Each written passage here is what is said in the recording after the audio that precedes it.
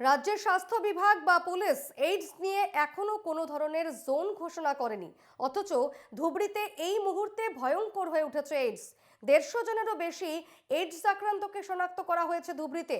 ধুবড়ী জেলা স্বাস্থ্য বিভাগ, এনএস, ন্যাকো এবং কয়েকটি বেসরকারি সংস্থা ধুবড়ীর বিভিন্ন জায়গায় সচেতনতা সভার আয়োজন করেছে, কিন্তু তারপরও বাড়ছে এইডস আক্রান্তের সংখ্যা।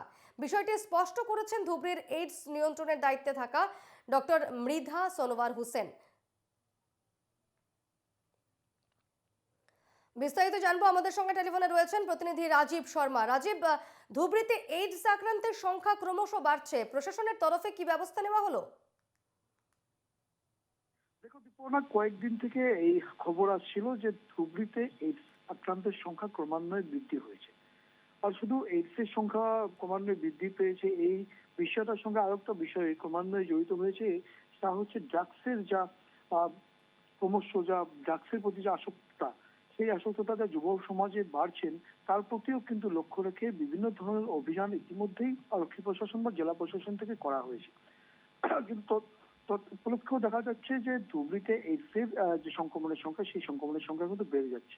তার সঙ্গে এইডস নিয়ে এই মুহূর্তে বিভিন্ন সংস্থারা কাজ করছেন, নেকো কাজ করছেন, আর বিভিন্ন জায়গায় সজাগতামূলক শিবির, সজাগতামূলক সভা, বিভিন্ন জায়গায় জনগণকে সজাগ করার বিভিন্ন যা দেশগুলো আছে সেই দেশগুলোতে ওনারা কাজ করছেন। কিন্তু তথাপিও দেখা যাচ্ছে যে ধুবড়ী জেলা প্রশাসনের অধীনে থাকা ধুবড়ী যা জেলা কারাগার রয়েছেন বা বাইরে থেকে যেসব ব্যক্তিরা কাজ সংক্রান্তে বাইরে যান বা ঘরে ঘরে ফিরে আসেন, সেই সব ব্যক্তি বা ড্রাগসে আসক্ত যেসব যুবক বা যুবতী, তাদের থেকে কিন্তু এই যা এইডস এর সংখ্যা ক্রমান্বয়ে বেড়ে যাওয়ার এক আশঙ্কা করা হয়েছে।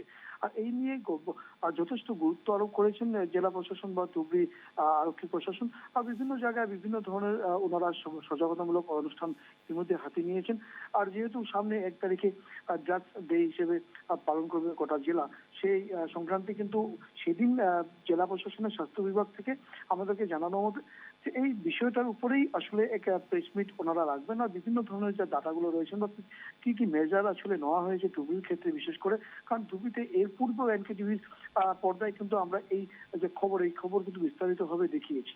আর যার ফলেই কিন্তু বিভিন্ন ধরনের ব্যবস্থাগুলো নেওয়া আমরা পরিলক্ষিত করেছি, যা স্বাস্থ্য বিভাগ হোক বা আরক্ষী প্রশাসন হোক বা জেলা প্রশাসন হোক। কিন্তু 5 মাস পরেই আবার এই দ্রুত গতিতে বৃদ্ধি পাওয়ার যে সংক্রমণের সংখ্যা, হুম। এই ইতিমধ্যে 150-রও অধিক, আমরা যাতে এই মুহূর্তে স্বাস্থ্য বিভাগের হাতে যা তথ্য রয়েছেন, 150-রও অধিক কেস ইতিমধ্যে ইনটেক্ট করা হয়েছে আর চিনাক্ত করা হয়েছে।